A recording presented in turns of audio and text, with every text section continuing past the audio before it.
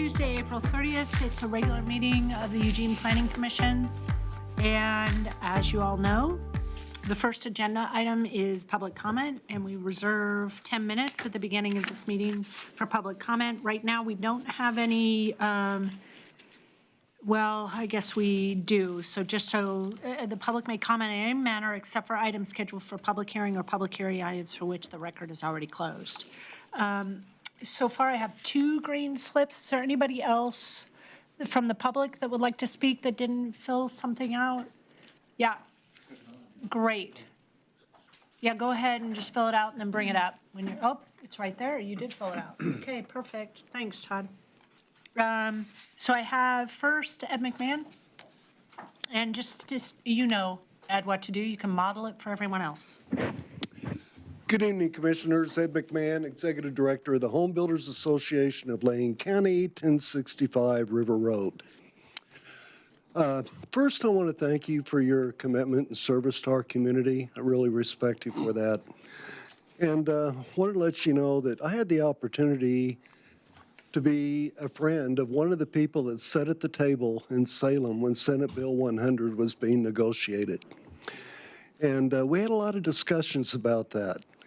And when this urban growth boundary idea came up, part of the contra discussion of that was, wow, you know, if we're going to have this boundary, we have to have some way to develop the land within that boundary.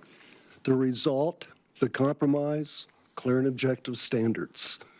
Since then, those standards haven't been to the point to really honor the mission that they were set out to do. And we have the opportunity to do that now. And this evening, I consider it to be one of your more important meetings on the tree preservation because as is, I believe, in my opinion, that it would just force people to continue to use the discretionary method. And that's not the intent of the law. So I encourage you to read all the excellent written testimony that's been submitted and look forward to your discussion. And then once again, thanks for your service. Thank you. Next, I have Tom Walter. Tom, if you can just state your name, address. Great. Sure. Thank you. So I'm Tom Walter, and I'm at 2863 Riverwalk Loop. So I've been a resident of Eugene pretty much lifelong. I don't know exactly what the agenda items are related to needed housing. Ed said that they're probably going to talk about trees, and I'd flipped out the other day when I read it, so I thought I would come and just give you some of my comments. Trying to develop property is really an awesome responsibility. And so, you know, I've been involved in probably 15 different subdivisions or PUDs in my career, and I take it as just a real honor to be able to do that for this community and the other communities I've worked in. I've built houses in probably 27 different jurisdictions in the state. I've seen lots of tree ordinances. I've seen lots of ways that we have to deal with water, slope, trees, you know, soil types, you know, the big issues when you're developing. And so the current project that I have, which is Chimoti Trails, which is a site we're just about to start up in Fox Hollow. I think it's interesting. I've lost 147 trees on that site since I bought it in 2007. We lost 65 more this winter. So we have a needed housing project that's going in there that we're going to put the streets in this summer. And it's all approved. And the big trees that fell down, we probably lost 5 trees this winter, they all would be outside. Well, they would all be gone with the way we're planning on developing this property. They wouldn't have hurt the houses. We have probably 65 smaller trees, and some of those would have been in areas that probably would have hit the houses but not done significant structural damage. But again, it's an awesome responsibility to try to develop in the hillsides and what's left and do a good job. And so when I read through the new proposed rules, I just found it to be a level of complexity that for the smaller sites that we're trying to develop would be really difficult. Yes, I think someone could take the time to inventory the trees, figure out the matrix, grind through, try to figure out where you could keep them, where you couldn't, try to group them together, and come out the other end. But if in fact this cleanup of needed housing was supposed to make it possibly easier to develop on some of our hard sites, I don't think that's achieved it with how I would evaluate this with the South Hills.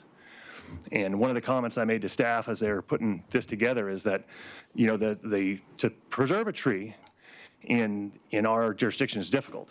I mean, I think it's 1.5 times dBA or something, the critical root calculation.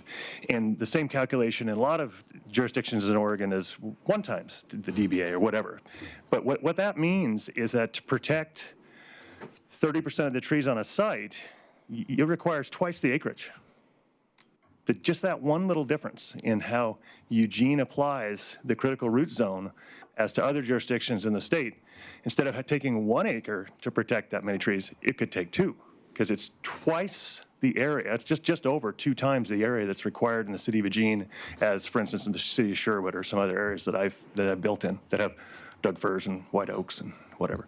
So anyway, I think that this needed housing cleanup is a real potential to bring some more housing into a community that needs housing desperately, and that we should really think about either keeping it super straightforward and simple, where you just take a percentage of the property and don't develop it, leave it wooded or something, as opposed to this matrix system I think we've developed is as complicated as anything I've seen. And it's not like we're copying a different community that have this great program and we're saying, oh, here's a great program, let's do that. This is something we've invented, and I think every individual that I've seen that's involved in development that's looked at it just goes, whew, this is really something. May not have been the intent, but I think it's going to be quite onerous on development and will lead to less building, not more. So thank you for your time. Thank you. And I have a third person, Todd Boyle. I came again to talk about the predicament of lower-income people. Can you just, sorry, Todd, can you just state your name Oh, and your Todd address? Boyle and 2971 Alder Okay, perfect. and in Eugene. Thank you. And so there are something like 36,000 people living on less than $1,000 a month, and the rents continue to escalate to where those people won't be able to live. And the reason why I'm here is because this affects me personally in terms of the environment around us, the levels of stress and family breakdown and runaway kids and drug abuse and alcoholism and all the other assorted things that result from stress on low-income populations. So I read someplace that, you know, they won't remember what you said. They'll only remember how you made them feel. And so I realized I was toast when I read that. But anyway, what I'm going to suggest is an empirical approach to planning, and that is based on the outcomes, and that is based on housing costs for the bottom quarter of the population. And so what we would see, for example, right now, I bought a house 3 years ago this summer for $125,000, and now Zillow tells me it's worth $253,000. And so actually I'm mad as hell. I don't want my property going up double in 3 years, and I don't want anybody else's rents and housing going up double in 3 years. And so that would be one of the objective measures that you would use, just as the Federal Reserve, they look at the rate of inflation or the rate of unemployment, and they say, we are going to manage the amount of money based on these basic empirical measures. And so that would be rents and house prices. I don't know, I should probably just let it go at that. But I read a public official in Springfield saying that 2 things Oregonians can't stand, and that is sprawl and density. So I don't know what else you guys are going to come up with. But Mike Clark said that the last city council meeting that the urban growth boundary hasn't been expanded in 30 years. And it seems like a good place to start, just expand the urban growth boundary. Thank you. Thank you. So now we'll move to agenda, unless nobody else, okay. Agenda item B, and it's the third work session for clear and objective update. Is that right, third? Yep, Yeah, it's our third. perfect. And Janessa Dragovich is staff lead. Thank you.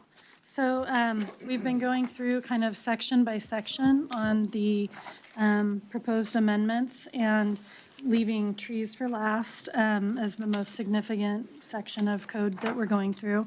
And then we have a couple other sections to get through before we move on to trees that we didn't get to last week.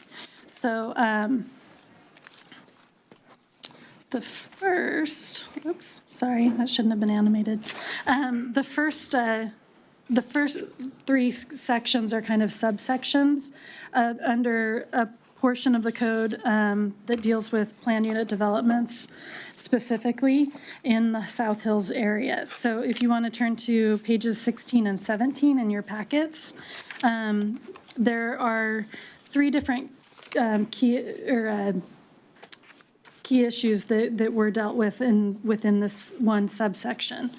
And we're looking at, it formerly was subsection 12, and now it's renumbered to subsection 10 based on the other amendments. So I'll try to refer to it as 10, since that's what your packet shows. So the first, I think I'll go over the first three that are all under the subsection 10, and then I think it would be best if we did straw polls on each of the subsections once I kind of go over all of them. A couple of the changes are fairly simple amendments in order to enact the recommendations that were there. So the first one is a key issue that dealt with the land and development over 900 feet. So the current clear and objective track limits development on land over 900 feet to one dwelling unit per lot that was in existence as of August 1st, 2001. This was brought up as being too limiting and was kind of backed by information that showed that previous patterns in this area under the discretionary track was developing at about 2.5 units per acre. So the recommendation was to revise the criterion to allow less intensive development as limited to density, limiting the density to 2.5 units per acre in this area, and to include additional tree preservation requirements to more effectively address the relevant South Hills study policy language, which seeks to preserve the natural character of this high view potential area. So the proposed amendments are under both subsection A and subsection C of this area, of this section of code. The amendments under subsection A would limit the building footprint on the proposed new lots and also set a maximum driveway width. Proposed amendments under subsection C that relate to this would be what institute the 2.5 units per acre density limit. And as well, and I'll flip over to the code in a minute. Once we go through these PowerPoint slides, we'll walk through the code and kind of look at each section. But the other one does add the density. Oh, and I was going to note that we did keep the same, we added the density limit in addition to the allowance for the one dwelling, because when we had our GIS person do some numbers, and there are enough lots in that area that the 1 unit per legal lot would probably be a higher level of development than the 2.5 units per acre. So we didn't want to reduce it from what is currently allowable. So it kind of does both. And then when we cover tree preservation standards, in a bit, you'll see that we've also folded in a little bit of higher tree preservation requirement for those areas over 900 feet.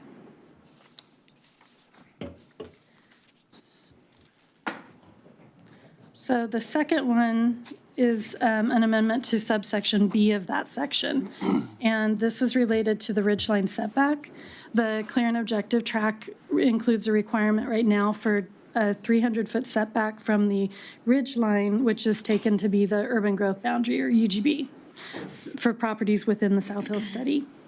So this can reduce the amount of area on a site that's available to develop. And you may recall when we were looking at the recommendations, we had some maps that showed a couple properties where it takes up the whole property even. The recommendation to revise the requirement to apply only to areas above 900 feet took into consideration that a few things like the ridgeline trail has already been acquired within the urban growth boundary. The fact that the urban growth boundary is not equal to the ridge line, it's just being used as a kind of proxy for that. And that there's some redundant protection given the 900-foot limitation to allow the lower intensity development. So the proposed amendment just adds language to specify that the setback only applies to any portion of the development site over 900 feet. Then the third one in this section is the 40% open space requirement. This was one that that the recommendation that passed through you and council was to remove the requirement and rely on other open space requirements. So the proposed amendment is just to remove this criterion. The current requirement is that any PUD in the South Hills study area requires 40% of the property to be retained as open space. And so that it came up as an issue that was a significant chunk of land that couldn't be developed otherwise.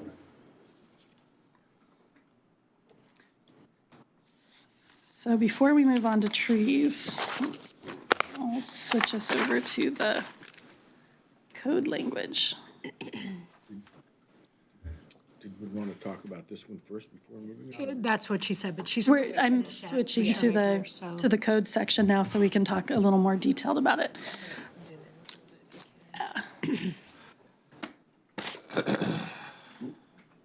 So this is that first section, A, where we added a requirement. It was the former site of the limitation to the one dwelling above 900 feet. That we're moving to subsection C, I believe now, where the density limitation is imposed. So this section we use to add the limitation of building area and driveways. And this is an addition because it was only intended for these to apply to new lots or parcels, these limitations. Okay, I have Commissioner Baker and then Commissioner Randall. Oh, no, well, as long as we're here, I just had a question about what we're talking about when we say building footprints. Some of all building area measured using building footprints. Does that mean any structure above ground, or does it include paved carports? I think we were looking at building. That was actually my question as well, is how that was I think we defined. tied that to an existing definition.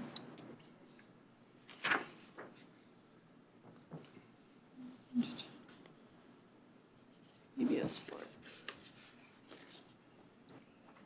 The intent was that it be the outside of the building, the building footprint, not the eaves, but the building footprint But also, of structures. the question would be whether it would cover all structures above grade. In other words, you could have carports or sheds or other things, just to make it clear for developers so they know what's involved.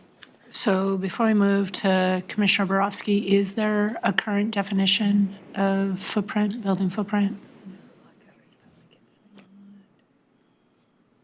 Lot coverage. Similar. Because I think that does bring up a good question for carports, covered patios. Porches, those sorts of things. Porches and balconies that are open. So there's not a definition for building footprint. There's a definition for building, and that's, it brings up lot coverage, though. For those of you who are familiar with lot coverage, it's really just about the portion of the building when viewed from above. So it's the portion of the lot when viewed directly from above would be covered by the building or a structure, and then it exempts out the eaves and carports, porches, or balconies when at least 50% of their are open, 50%.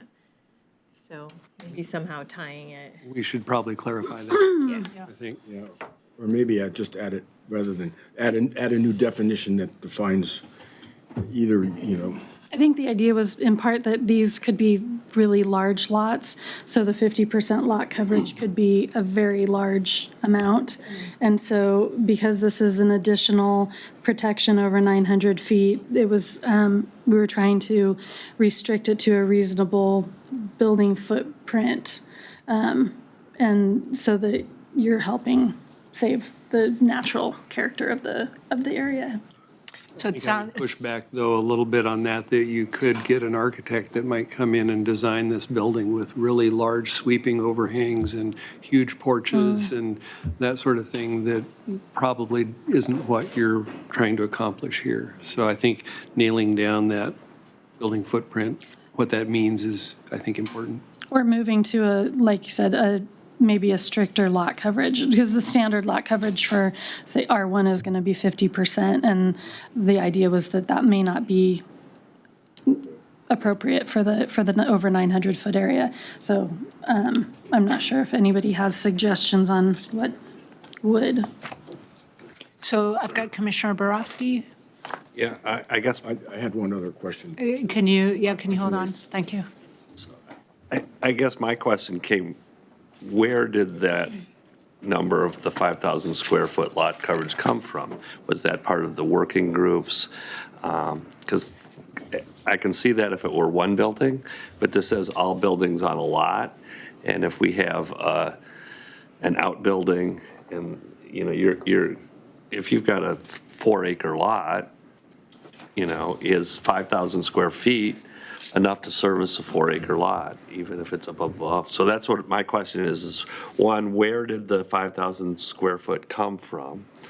And is that, I guess this would go to my fellow commissioners, is that the correct size? So I can answer the where it came from. It came from, this was a section that was developed by a consultant, and it's a local consultant who's done designs and development in the area, and they basically looked back at some of their designs on larger lots, kind of more in the, not necessarily in the city, but more like out by LCC, and 5,000 was the number that they proposed. For a single building or for multiple? For multiple buildings, but to really kind of restrict that It's area. ground floor though, right? So you could have two-story. you Ground could floor.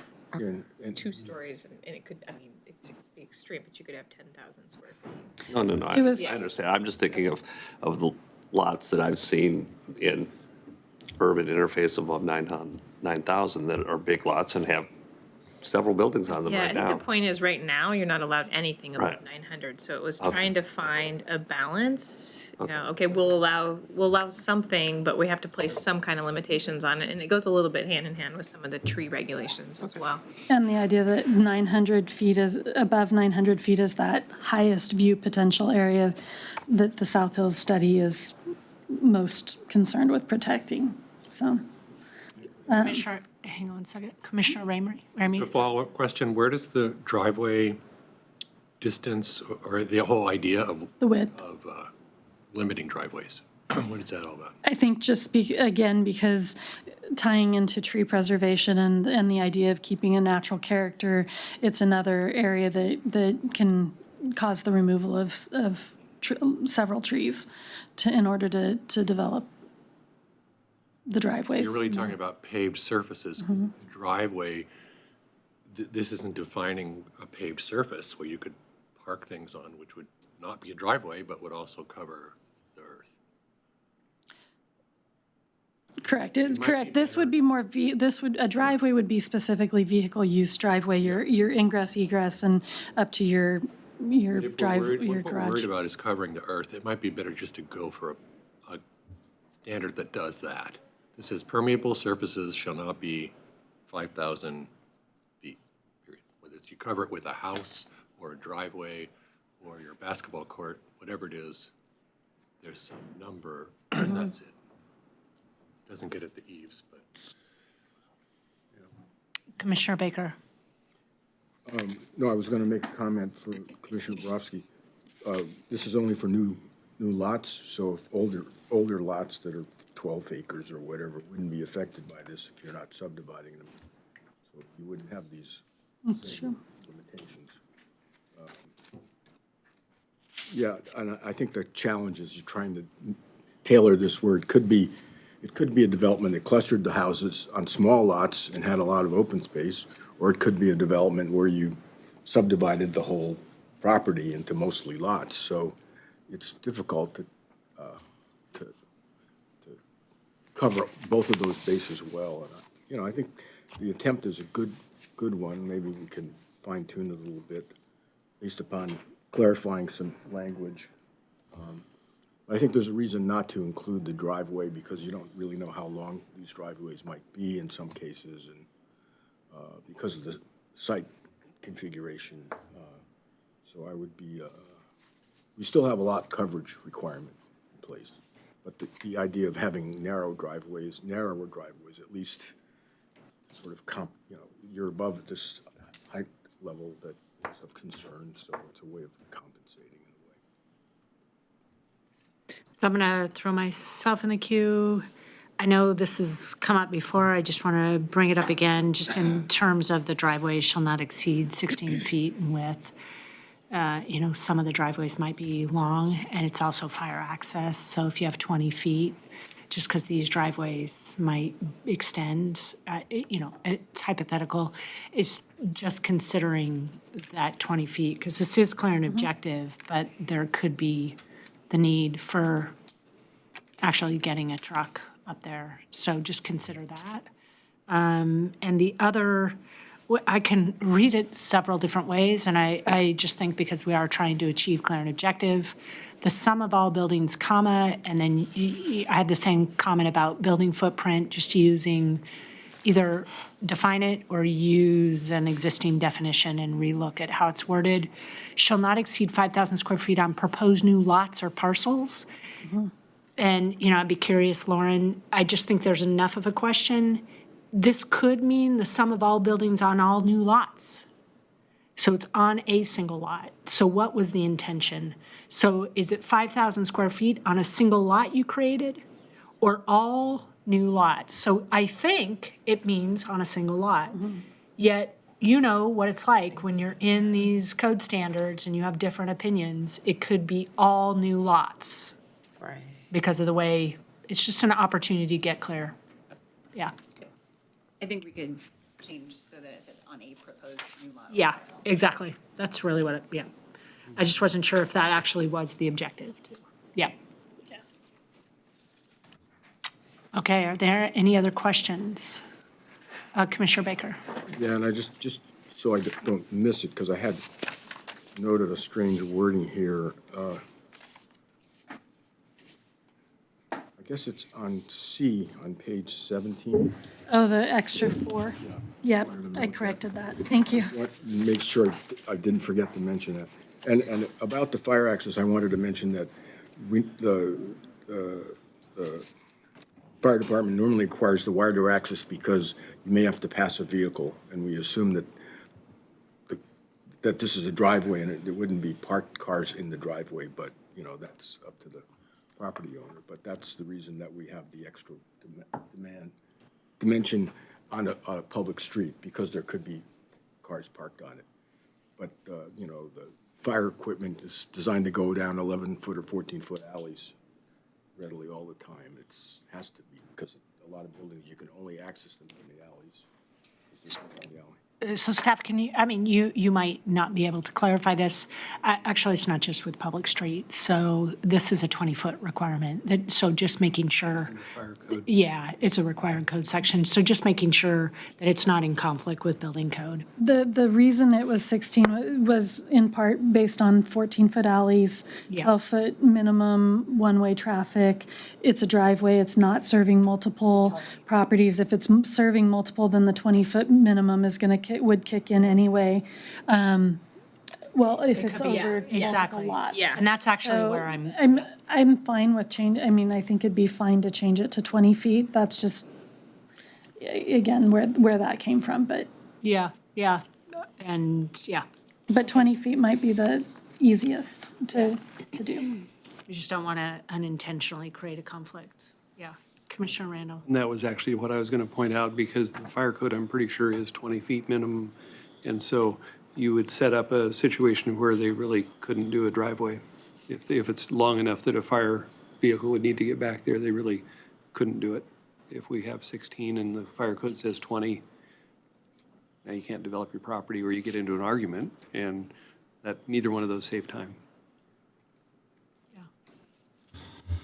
Are there any other questions? Okay, so I'm not sure in the second meeting what I'm going to propose in terms of how, it sounds like Janessa is suggesting we do a straw poll vote of each of the subsections. Is that what you're saying? Yeah, I think we should clarify it because the 16-foot to 20-foot came up, and it seems like my feel is that there's probably enough agreement, but if we could straw poll that particular change first, just to get that clarification. We have some in one as well. So. And then that's what I was going to say is then the other side is we can, I think that guidance on this, again, trying to bring it up to structurally, we have time to still make changes and edits and change the language a bit to clarify. So there's a part of that guidance might be okay. But if you think it'd be better to do like a different lot coverage requirement or have strong feelings about sticking with the building footprint, but clarifying or defining building footprint. And then if you have thoughts on the 5,000 square feet. So let's start with subsection 2. So I just want to get a show of hands if people are supportive of, rather than 16 feet, 20 feet to have, so it's just, once again, shall not exceed the 20 feet. So there is, in case there are scenarios, all those in favor? Can I make a comment? I would be more comfortable with that if there was a caveat, if the driveway was longer than 100 feet. In other words, longer than the normal range that they wouldn't necessarily even pull up. I mean, there's a length that they can normally go to the fire department. I think that's before a turnaround, though. So rather than us, I think that's important for you to bring up. Let's just keep it right now simple to get a vote. How many people, straw poll vote, would support 20 feet as a shall not exceed? All those opposed? Okay. My I clarify, concern I don't is, Yes, support of course. this idea at all. Yes. I don't think legislating the width of driveways achieves what we're trying to do. Yeah. It just adds a sort of arbitrary complication without really getting at the goal, which is to limit coverage at that height. So, and my concern is just that we're above 900 feet, where we had much more restrictive requirements, and now we're opening up this above 900 feet to development, which really didn't have the ability to be developed before. Okay, thank you. And Commissioner Edwards? Well, and that just brings up something that I noticed. I mean, sometimes you'll see kind of like a driveway that kind of comes in and it sort of just opens up and it's wide.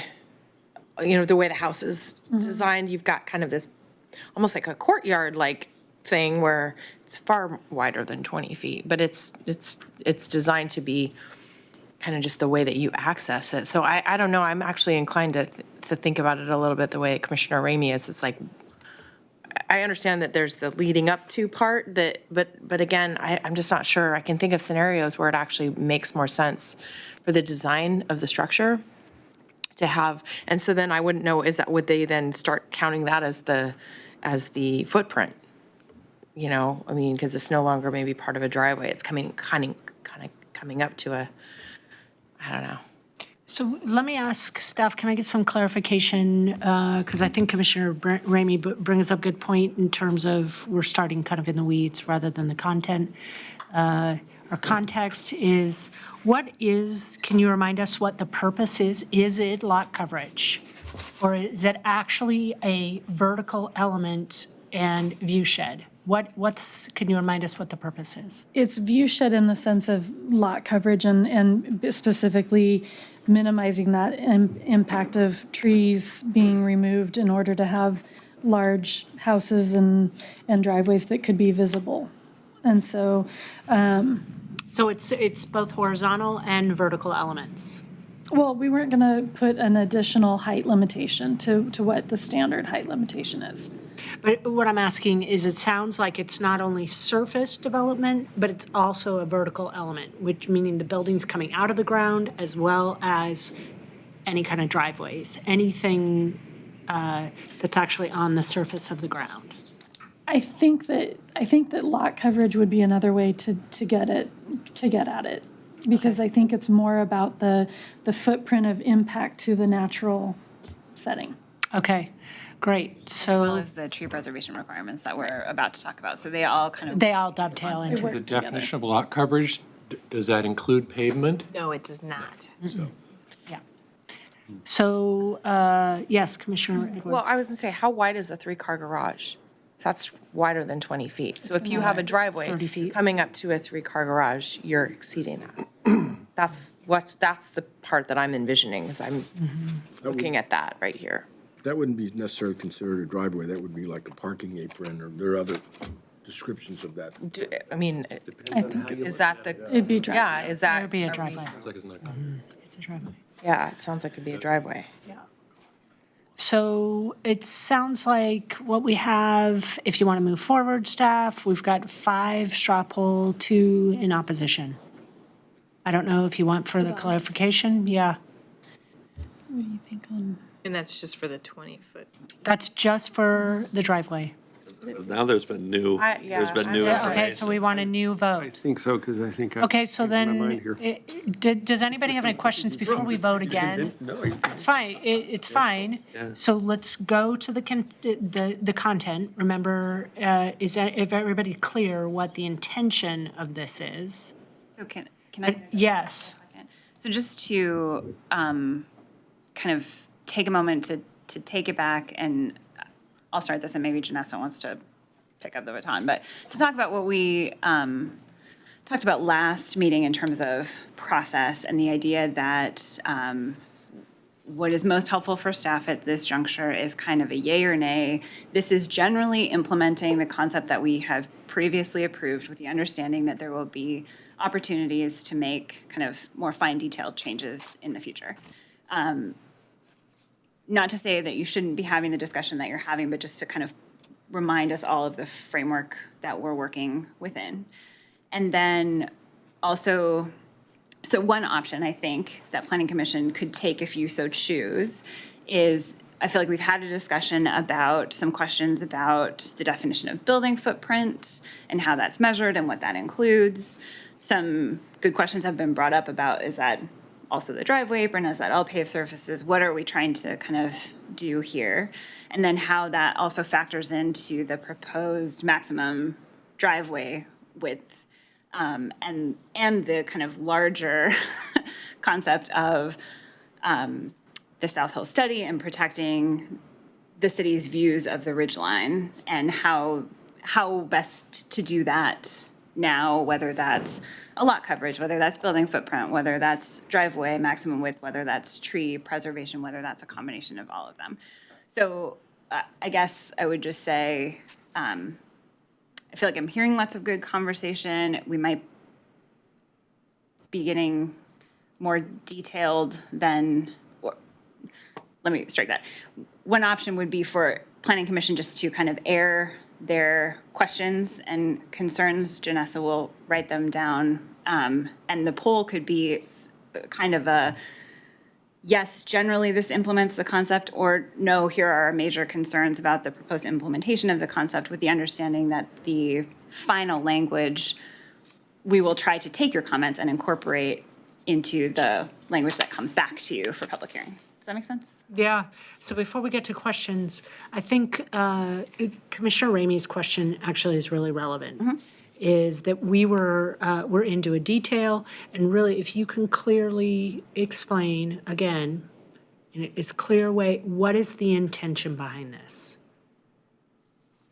The recommendation was to allow the 2.5 units per acre, so that's going to be the next thing, and include additional tree/vegetation preservation requirements to more effectively address relevant South Hill study policy language.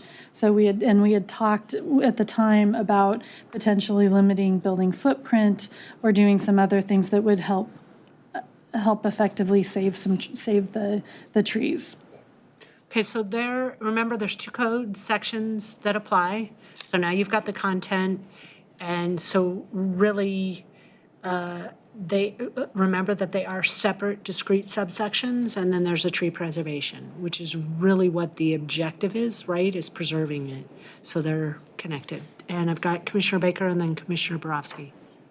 Yeah, I was going to say, one way to maybe handle this, and I don't want to make a suggestion about numbers, but would be to use lot coverage, but the lot coverage varies based upon lot size. Obviously, lot coverage on a large lot would be much smaller than lot coverage allowed on a small lot. So that would be one way to try to deal with this in a more reasonable way that would get at trying to limit the view impact because it's up above 900 feet, but still would, deal with large lots and small lots. Because right now we have code here that's, in places that might have a long driveway and a short driveway, So that's one approach that I would suggest we might consider. And staff could bring us back some numbers that would be reasonable to consider. Can I? Yes, of Can I course. suggest, I think maybe to kind of step back again, like Lauren was saying, maybe at this point, the best thing is to just get a general, whether Planning Commission is okay with the idea of having some additional restriction on the amount of ground covered by buildings and/or hard surfaces. And we can continue to work this and try to find a more workable solution to it. But just knowing whether this is a desirable element of the limitations over 900 feet, I think is what I most need to know. Okay, perfect. Commissioner Borowski, I want to make sure. Thank you. Yeah, your questions answered. So, Yeah, thank so you. for me, I was looking at this, and then I stepped back, and I realized what the reason for this was, and that was to try and clearly and objectively implement some of the policies from the South Hill study. And those are the policies that we've gone through that are just subject to above 900 feet. Which is a very limiting factor as in and amongst itself. It's not a huge area. And so, when I first looked at this, I thought the same thing. Oh, I want a 3-car garage on my thing. But the South Hill Studies has a lot of language in it that was trying to get to what we wanted the properties above 900 feet to be developed like. But they weren't clear and objective. And so when I look at this is kind of the stab. For me, it's the stab at how can we get to the feel of the South Hill study in a way that a developer can say, okay, I'm going to build my house above 900 feet. I can't have a 3-car garage because it will affect it. So I am fine with you moving forward. At first, I was like, no, you can't build more than 5,000 square feet. No, it can't be this. But then thinking back and having seen what the South Hill study says in past whatever, it makes sense to me. And so this may not be the exact thing, but I like the direction that you're going. Commissioner Randall? I think Commissioner Ramey makes a compelling case for going for some sort of percentage lot coverage, whatever that might be, rather than these. And I think based on that, I would support the concept because it does protect view shed, lot coverage, those sorts of things, what we're trying to get at. But I think a lot coverage approach is better than this. And that could be a percentage, it could be a square footage. And then, but I think if it is a square footage, it should also include driveway if it's impermeable. Yeah. Commissioner Fragala?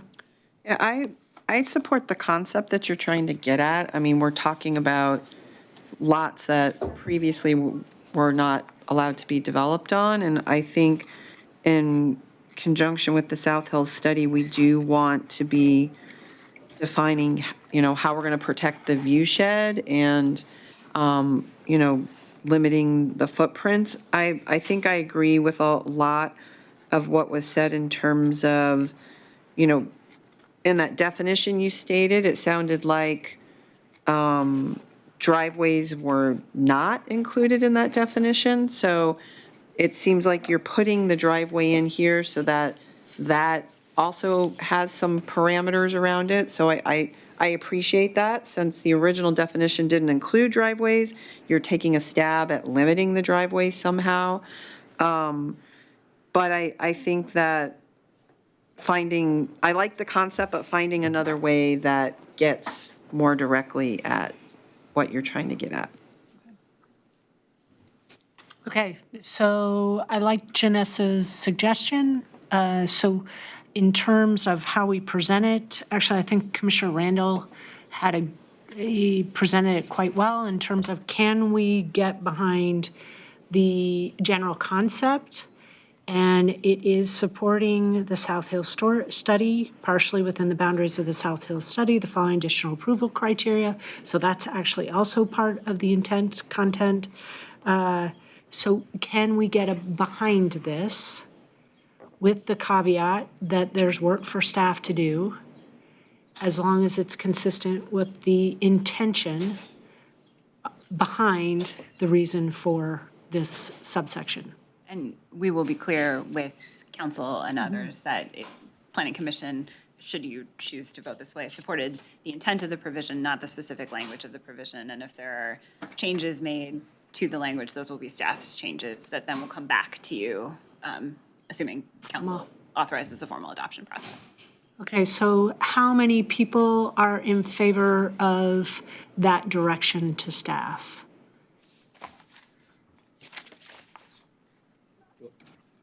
I have a clarification question. So was that, Commissioner Baker, was your hand up in support of it, or are you asking a question? Well, I'm trying to decide, are we only talking about A at this point? Yes. We are just at Just subsection. want to make sure it's not B and C. Yeah, that's, Yep, just A. So was your hand, okay, so it's unanimous. Okay, great. Okay, Okay. we're going to go to subsection B. So, yeah, subsection B is the part, this was the ridgeline setback. And so the bolded language there is just specifically to add the clarification that it would only be applicable on any portion of the development site located above 900 feet elevation. So the idea is when we did the mapping, there were areas that were 500 to 700 feet that the urban growth boundary falls on that would have a ridgeline setback the way it's written now. So it was just to try to make it a little bit more precise in applying to the higher elevation areas that might actually contain ridgeline. Okay. Commissioner Ramey, sorry. Does the 300-foot, is that used elsewhere in the code? Is that a fairly standard number? No, that, the best that I could tell when we were doing the recommendations and researching kind of the history of where some of these standards came from, there's a mention in the South Hill study and some of the background information that based on some setbacks, that in effect a 300-foot setback or a setback hundreds of feet in width could be obtained or something. So the closest we could get was something like that. So yeah, it seemed it was arbitrary. I would support this in the clear idea that we've been discussing here. Some kind of setback seems right. Can we find a precedent or some rational reason for whatever that number is, not just hundreds? I think it might have also been drawn from the Willamette Greenway. What is the setback for that? The River. Resource is 100. I think the idea was around making sure that we had a chance to purchase Ridgeline Trail sections. Provide an access. And provide access. And so since we've already acquired all of the Ridgeline Trail that we're going to within the urban growth boundary, that was part of it. And to be clear, the 300 feet is not a change. Not to say that Planning Commission couldn't change that, Right. but That's already in the code. that was, yeah. No, I know it's in the code, but again, so I generally support the idea, but I'm not sure, I would like to know where 300 came from. So the quote from the South Hill study was, preservation of the area above 901 feet would provide a buffer averaging several hundred feet along significant portions of the urban service area. And the urban surface area was effectively the urban growth boundary. Several hundred, 300, Two, maybe. several, couple, several. That would be. So So Commissioner Borowski, oh, sorry, I were just you was not hoping done? there was some precedent somewhere else in the code that's not the Greenway. I don't think that's necessarily the right one. Commissioner Borowski. I didn't have my hand up. Okay, Commissioner Baker. Yeah, I just had a question about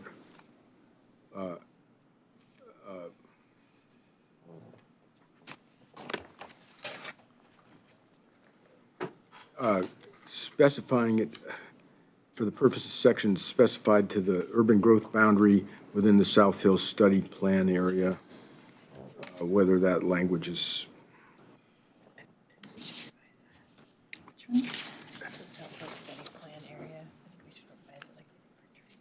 Oh, right. We could revise that 'cause I language. think you're talking about going farther west of that, so I think you might want to modify the language so it's consistent with what you're talking about. Commissioner Randall. I think Commissioner Ramey once again made a compelling comment about the 300 feet. And I know it's been in the code for a long time. It's actually bothered me for a long time. Maybe not as much as where that line was for ridge line and urban growth boundary, because that's always been an issue for me. But I think it'd be, again, I think, as Commissioner Ramey said, I support the concept here. I think this might be, since we have acquired all the Ridgeline Trail, might be time to revisit the 300 feet, if that's still appropriate or not. If I could point out, when we were determining the recommendation, some of the options that we did look at through the working group and in doing the developing the recommendations, reducing the setback to a lesser amount was one of the options. I remember that, yeah. Revising it to make Yeah. it scalable, and then eliminating it based on the intent being met through the acquisition of the Ridgeline Trail. So that one didn't get a lot of support to eliminate it completely. So I don't I know. remember a pretty robust discussion during the working group about that, however, and I don't know how the poll came out as far as what the consensus was from most people. I don't remember. Yeah, it was. I think if I'm recalling, it was kind of mixed. Yeah, it was mixed. But Commissioner Borowski. I just have a clarifying question. The urban growth boundary line that we would be drawing this 300 feet from, is that on the 11 by 17? So we Okay. adopted that as part of the Okay. urban growth Just- boundary. No, it's actually, it's Digitally parcel adopted specific. now. Okay, Yes, all right, tax lot specific. thank you. So let's go to a vote, and what I would suggest is, first of all, let me get a straw poll vote if 300 feet is something that we want staff to just have a better clarity and understanding going, yes? Might I suggest as well, certainly you could direct staff to Yeah. look at other options. Another idea might be to, now that we have specific code language, and to kind of focus in, to ask the public if they have thoughts about whether 300 feet is the right distance. What I feel like is I'm hearing planning commissioners are okay with the concept of some kind of setback. The question is the 300 feet the correct distance? It's another opportunity for the public to let you know what they think about that. So the other thing is, I think that some good, solid evidence, because I think having an understanding of where 300 feet came from, what are we trying to achieve? So if you pull to the public, how many feet? It's like even us, how many feet would you like? There needs to be context, right? So I guess that's where I would say, I'm not sure is this really relevant that you just say, public, how many feet do you want? It's like, where is the context of what the 300 feet was trying to achieve? what are we trying to achieve as a jurisdiction from more of a ecological standpoint, whatever, and then definitely get public input.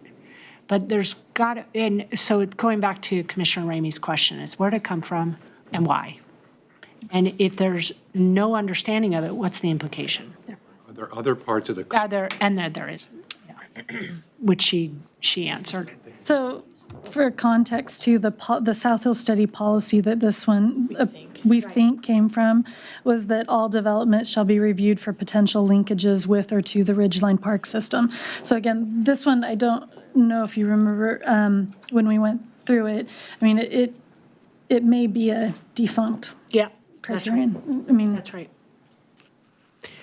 So, so before we get there, yeah, I'm not sure I have any more questions. We have Commissioner Fraga and Commissioner Baker. So it also sounds like we don't have, like, the South Hill study plan is not very clear, right? I mean, several people pointed out the word several is not clear and objective. But it also sounds like the thing that we're clear on is that it was put into place for acquisition of the Ridgeline Trail, and we've acquired all of the Ridgeline Trail, correct? So I'm curious to know if there is another reason to have this in place, and if it is defunct, we've acquired all the Ridgeline Trail, then I think we might all be, some of us might be questioning it. it is an option, even though we have the recommendation that went through. You can change your mind and through this have an alternative recommendation that eliminates it rather than changes it. And we can put that out there, and whether city council chooses to do that or stay with, keeping it but limiting it to 900 feet, they would have the option. Commissioner Baker. Yeah, I was looking actually back at the vote, and Oh, I see the 4 stars. that's not the entire feedback. That's from the open house where we had people do their stickers. So that's part of the picture of support, but not all of it. Yeah, so anyways, from the open house, the vote was strongly for no change in this language, just so you know. That was from the public coming into the open house. And also, my concern was, I didn't consider that the Ridgeline Trail was complete, because as the urban growth boundary might grow out to the west, although it wasn't concluded in the South Hill study area, there's a ridgeline there, and you might want to continue to have access and trails along it. So that's why I felt that I was always a little uncomfortable with this language, because it kept saying that the Ridgeline Trail was complete. And I also think there were a few areas where it isn't quite complete. There's a couple of areas right in the center there, not a huge area, but where the public ownership isn't complete. There's access, but where you might want to have access to the more readily access. But my concern was going west. The city, we've got some, just this last cycle, when we were looking at expanding the urban growth boundary, some of those areas were out to the west. And, that would potentially go up to the ridgeline and the view shed. So, I didn't want to. But are they above 900 feet? Pardon? Well, no, but the point is, we didn't explore all those issues. And then, the ridgeline, the South Hill study was 900 feet because that's the top of the South Hills. But in that area, the top of that might be 700 feet, but it's still the top. And it's what you would see from somewhere in standing Eugene. So, that was my quandary with this one altogether. Okay, so just so you know, if you look back at this section, that the area is not needed as a connection to the city's Ridgeline Trail system. So there is an option that actually the city manager can make a determination. So I think it sounds like to me that there's some questions just about the intent. So once again, do we want to, I'm a little confused as to, so why don't I start here? I have a way to get to it. Okay. I mean, I think we can Borowski? say that if we can take a vote, that the commission is not in favor of this because it doesn't apply anymore. The standards that were put in place to protect the acquisition of the Ridgeline Trail, which Parks and Open Spaces has said is been acquired. So I was going to go on the opposite side. It's fine. I think that's just a fine place to start. It's basically the extreme side and see what kind of hands we get. It's just to move the process along. So all those in favor of what Commissioner? Can I Yes. just clarify? So Commissioner Borowski, what you would propose in terms of us trying to draft code language is just, are you suggesting just striking the setback requirement altogether? Yeah. Okay. So That's one way. Commissioner Baker, Ramey. So just one clarification. If, and I'm sorry for my ignorance, if there is a ridgeline trail, would there be any setback required from that trail? Just in general, regardless of where it is? No, there's no setback from a trail. So the property line would then be a zero lot line, essentially. And the trail would be ever where the trail was or in relationship to the property line. I mean, they'd have a standard Interior. 5-foot interior setback, yeah. But the property line could go right up to the trail, I think is what he's asking. It's depending You on know where the they- trail is in relationship to the property line today? I mean, I'm not, There's a trail there, and there's a piece of property near the trail. Do we know how far it is from the trail today? Existing. Because it seems to me that's the buffer we're trying to create. Yeah. Same as next to a park or anything. What is that reasonable setback? Well, and again, I don't know that it's a buffer from the trail. The intent was to ensure that we could acquire the Part of my ridge ignorance. line. I just made that switch. If there was already a trail there, then therefore it makes sense to buffer the trail. If that's not the question we're asking ourselves, then So I'm going to step back. Parliamentary I actually dilemma. think, from a public standpoint, that's probably a good discussion that should have happened with the public, because there's enough lack of clarity with our group in terms of what the purpose is, that it's no longer actually relevant. So as the public's looking at this, they might be considering it just a setback from the Ridgeline Trail. So that's where some of these, I think from a public standpoint, which I'll talk about later from my perspective, is that I think there might be a misunderstanding of some of these items and what the actual intent is. Like, I think the public might not actually be sure that you're dealing with compatibility transition standards in a very obscure place in the code. And I'm not sure there's a clear understanding from the public standpoint that that's what's happening. So this is one of those times. So I think with that understanding, we're at a decision-making point right now. I think it's great to pass on to City Council that there's actually a question of what's the purpose, what's the intent, and is it still relevant based on when it was adopted in the first place? Because we're talking about potentially two different things. One is the creation of the trail itself, 300 feet, and also a setback from the trail, which Commissioner Ramey just brought up. Those are two separate, distinct things. So really, what is this code section really trying to achieve? Commissioner Fraga. And do we have code that sets setbacks from the trail?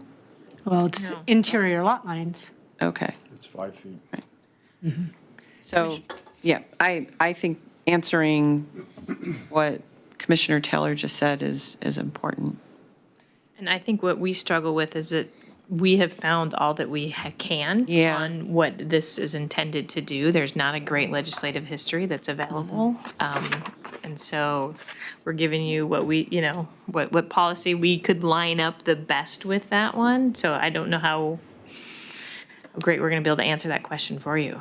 So but what you do know, at least the information, because you've put your head is in this a lot more deeply than ours, is that what you have discovered is you think the intent, based on what you have in front of you, is the creation of the Ridgeline Trail.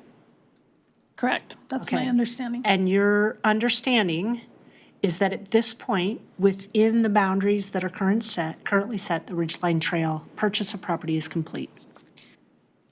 Yeah, I mean, just to be clear, in the most current parks plan, they're not proposing acquisition of property inside the urban growth boundary for the Ridgeline Trail. Okay. Did you want to clarify? Yeah, if I may, not to complicate matters, but I do recall during the prior discussion that this standard used to apply to the entire ridgeline, and we had a discussion about where the ridgeline actually is. And the UGB in that area is an approximation of the ridgeline. It's not actually the ridgeline. So there was a discussion around that. And there was also a discussion around the initial purpose being that if what you see from other parts of the community is actually the spine of the ridge, which is the highest point, right? That initially the purpose of the setback was to protect the visual impact of whatever removing trees or development along the actual spine of the ridgeline. So if you built a house or if you move trees on the crest, it's going to be more visible than if it's lower down. So I think that was part of the discussion, and I just hadn't heard that come up in conversation here. Prior, the discussion also said, well, does it have to? There was some study initially, I think, with the South Hill study that looked at the visual impact, and there were sort of high impact areas, medium impact, and lower impact areas. And the higher impact areas were above 900 feet. And I think that was the rationale for why the proposal was made to change this standard from applying everywhere along the ridgeline to only above 900 feet. So that was just my recollection. I thought I'd throw that out for you. That's great. That actually combines both of them in a clearer way, actually. So Commissioner Borowski. After that then, so are we using the UGB as the ridge line? Because in here it says the ridge line. But it does, if you continue reading, it says for the purposes of this, it'll be the urban growth boundary. So. Yeah, because that's clear. Yes. The ridge line is not mapped. Right. Commissioner Baker, did you have a comment? Yeah, I did. And I think it would be helpful from staff if in the future there are sections that other people didn't get who weren't part of the process. So there are sections pulled out of the South Hill study that just discuss this in specifics. Obviously, those of us that might have participated may have already seen this, but Well, and let me finish. The other concern that I had was the map, because when you look at the map, there are areas that, although there's a ridgeline, there's not good access. In other words, there are only limited places where there's access to the trail. So the concern was that you might want to try to get access, and this doesn't necessarily get at it. But as I recall, there's some places where there's more limited access to that ridgeline trail. But it also talks here about connective passages for wildlife between important biological preserves. It's maintaining vegetative community. There's a lot of stuff in the purpose section and also in the area about above 901 feet, right from the South Hill study, that would at least help frame our discussions a bit better. Good. Janessa, did you have any comments? I was just going to point out that it feels like we're kind of backsliding back into recommendations, and we had a recommendation that went through council, and that was to revise this to apply only above 900 feet. I think some of what you're discussing is exactly what we got into, where we didn't have a lot of support to pull it completely. That's why our recommendation was to revise it to over 900 feet and pass that through. It didn't get changed coming through when we came through with the recommendation. So, I mean, if we want to open it up and go there again, I just feel like it is a little bit of a step backwards. And well, I think it's hard. I mean, that's why we're here, right? Because there's a lot of public comment, there's process, and process means there could be backsliding in terms of just evaluating things in context. So I do agree with the discussion. We need to move it to the next process. We're not in the formal adoption. I do think these are really valid questions and concerns. So I'm going to does anybody have any last minute comments? I think, thank you, Robin, for your context. I think that was good context in terms of kind of combining Commissioner Ramey's two comments.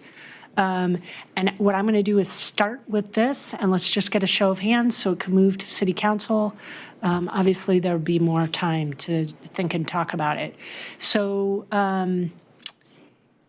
it sounds like 300 feet. It would be great for staff to have some clarity and be able to present to city council and in the formal adoption process to really be clear in how you present. Obviously, there's limited information, but what you do know, this is the context. And be able to provide that in a very clear way, so there is that context. So how, please give me a show of hands that are in support of what's being proposed. And then if you don't, that's how we're going to start. Okay. Is that no one? Okay. So how many in favor of eliminating it altogether? Okay, that's 4 out of 7. And those that, just a quick comment, those that did not vote, Right, I'm against that. you're just against, you're against. But what not we had pulling it. two opposites, so Commissioner Baker, I just want to hear one sentence or two. I didn't know what the choices are. We're only going to give 2 choices right now, so just But I didn't know explain what your the second concerns. choice was. The second choice is to limit it altogether. Okay, so I'm not in favor of that. I'm in favor of the first option then. Okay, okay, great. You're in favor of the first option. Okay, Commissioner Fragola. Just your comment. Yes, so if this is designed to protect the view shed, to protect the visual ridge line that we can see, then I am not in favor of pulling it all together. I would be in favor of potentially modifying it. I did not vote for either of them because of the same concern. I just feel like I need a little bit more information. I think with the presentation of it being there for the purchase of the ridge line, if that's the purpose, I would eliminate it. If the true purpose was to have, the way Robin explained it, I wouldn't get rid of it. 300 feet, is that, where did that number come from, and is it still relevant? Maybe it's 100 feet from the Ridgeline Trail, maybe it's 150. 300 was for purchase. What does it mean if the purchase is done and now it's for a view shed separation? So it just seems like there's some unanswered questions. Commissioner Rainey. Part of my vote was that if we get Section A right, and we limit the development above 900, we've done, I think that's the better tool than just to say 300 feet down, we're not, nothing. So that's why I voted the way, but I'm assuming we're going to get Section A right, and we'll get to our goal. Yeah, okay, perfect. Good explanation. Anybody else? Okay. Is that enough information for you to move forward? I think so. I think so. Okay, perfect. I know it's clear as mud. I just want to do a quick time check because you have 2 more in this subsection to get through and olive trees in about 45 minutes. So we were hopeful to Big time spend check. most of the meeting on trees. Keep going. Let's keep going. Now you have context. We're in section C. So section C is the removal of the 40% open space requirement. It's a straight strike out of the criterion and renumbering the remaining sections. Okay, all those in favor? Just to clarify, this was being replaced by the lot coverage? To rely on other open space requirements. So if it's a multifamily, the multifamily standards would go. If it's single family, lot coverage. The recommendation that we were doing it was to remove, to eliminate it and rely on other existing requirements. What are those? Are those more stringent or less stringent? They're different. They're probably less stringent than this. Okay, then I wouldn't be in favor of removing it. Okay, so So you have 6 to 1. Yep. Okay, we've got section D that's now section C. Right, and so new section C, this is where there's already density limitations based on Friendly Street, whether you're east and west. So we added subsection 4 to this to add the limitation or the allowance for 2.5 units per gross acre and retain the 1 dwelling unit per legal lot in existence, just so that we're making sure we're not removing what people can already do. Okay, are there any quick questions? Okay, we'll take a vote on that. All those in favor of the current language as proposed? Just a show of hands. We've got, I'm getting an unclear, Commissioner Baker, was that up or down? Okay, it's up, everyone. All those opposed? I'm just not clear what this means. I mean, like an ADU or something, would that eliminate that option completely on where we're talking about here? Because it's 2.5 units, one dwelling per legal lot. So that is literally like no backyard cottage, no anything like that. And I just was curious about how that impacts that. Again, I think it was to kind of help, because currently there's no development above 900. So this Right. is to allow some development above 900, not to, open it as the same as where the flatlands or anything. But Right. so yes, it would be limiting, but it'd be less limiting than what's there now. I thought you could do one on each lot. One on, and on One on- lot in existence. You Yeah. said not. Okay, that's true. And to clarify, all that this. part doesn't All this is clear and objective. You can go Right. You can go to discretionary approach and go to build a 899 foot elevation if you wanted and got into approval. Commissioner Edwards, it's also a whichever is greater situation. So you either get the one dwelling per lot established as of August 2001 that you could do now, or if it's, if 2.5 units per gross acre would allow you to develop more than that one dwelling, you could do that. So it's whichever is greater. Now you're limited to the one dwelling. So this is expanding what could be done. And if you had a very small lot, you wouldn't be able to hit the 2.5. That's what the one unit, so if you've got a small lot that's 4,500 or something, you're not going to be able to hit 2.5 on that, and that's why you're still You still allowed. get your one dwelling. Right.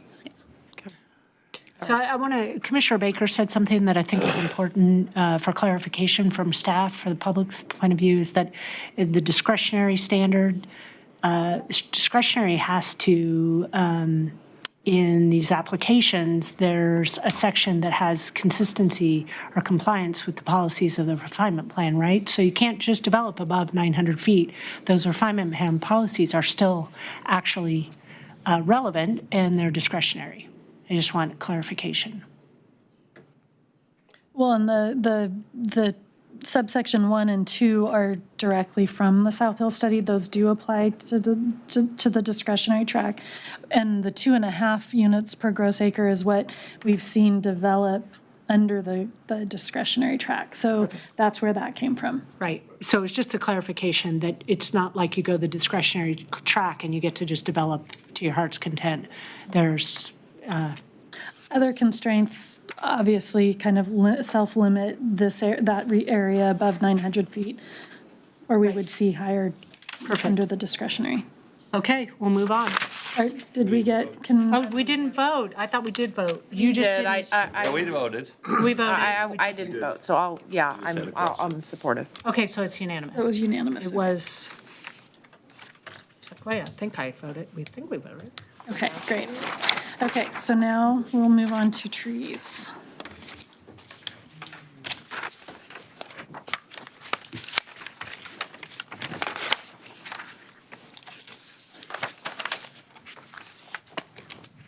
Okay.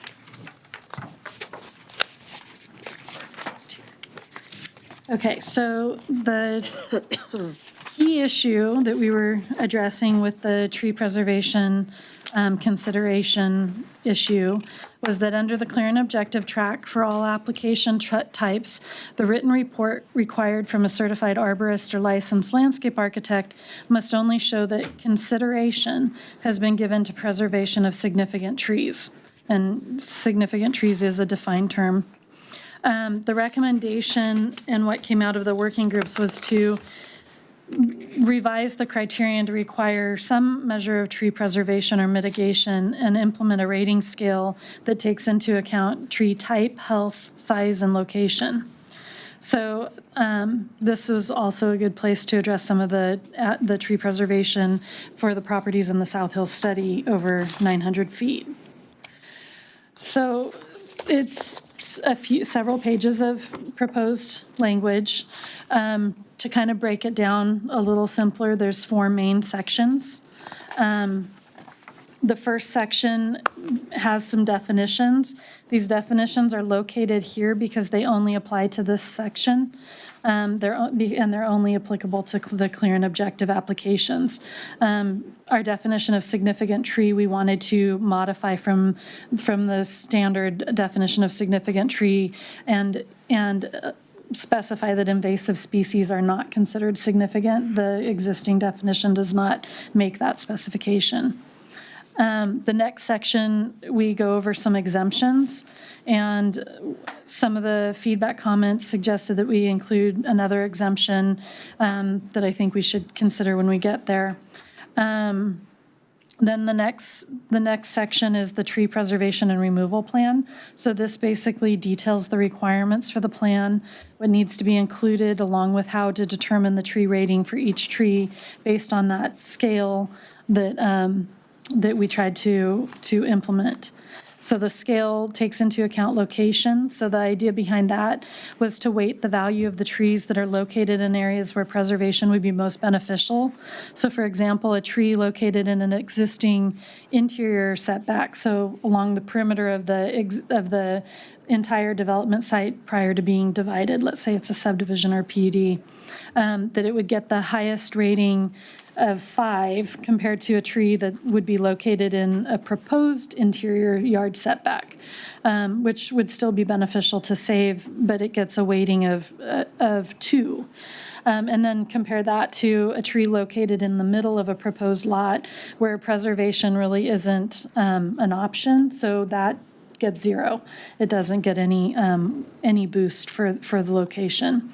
The interior lot pre-development boost also addresses things like that had come up in our discussions at the time of recommendations, and like if you're bordering a park or a natural area, that would give extra weight to a tree that's near that because it would be on the exterior boundary of the development site. Size, this is the tree size factor table that was developed by a consultant with an arborist on staff to come up with a rating scale for different tree sizes. And so different tree varieties don't grow, or, get to achieve different sizes. So you'll notice that some of them start out higher at smaller sizes just because they may be unlikely to ever reach a large diameter. And then the key species is a rating boost to incentivize saving native species. So on the tree list that's the size and species table, the ones that are listed specifically are native species. So the idea is that if they're listed specifically, they get an extra boost of points to kind of get a higher value. So each tree will have a score based on these 3 factors, and then the overall tree rating score is the sum of all the individual trees. So the last section gets into the tree preservation requirements.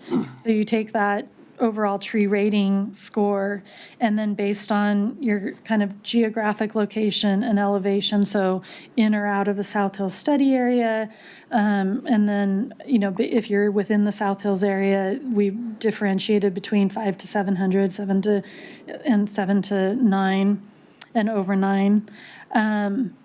And have different levels of preservation required. The preservation is a percentage, but it's a percentage of the overall rating score, not of the trees.